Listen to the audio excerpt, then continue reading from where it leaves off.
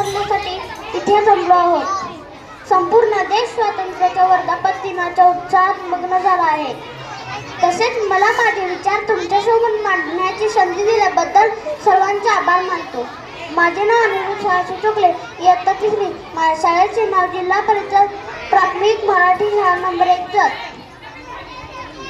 15 August 1947 हाच तो दिवस होता जेव्हा आपल्या ब्रिटिशांच्या 200 वर्षांच्या गुलामगिरीतून स्वातंत्र्य मिळाले। ब्रिटिश राजवटीत देशातील जनतेवर खूप अत्याचार झाले। इंग्रजांच्या अत्याचारातून देशातील जनतेची सुटका करण्यासाठी शेकडो स्वातंत्र्य सैनिकांनी बलिदान दिले।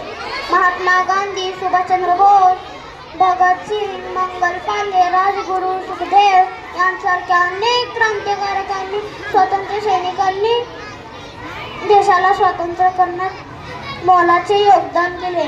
या सर्व क्रांतिकारकांना आणि स्वातंत्र्य सैनिकांना श्रद्धांजली अर्पण करण्याचा हा दिवस आहे।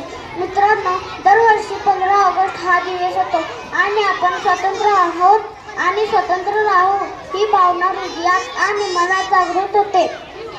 आजच्या या पवित्र दिवशी राष्ट्राला वंदन करूया आणि राष्ट्राच्या विकासासोबतच देशाची सुरक्षा आणि देशवासियांच्या कल्याणासाठी सदैव समर्पित राहण्याची शपथ घेऊया।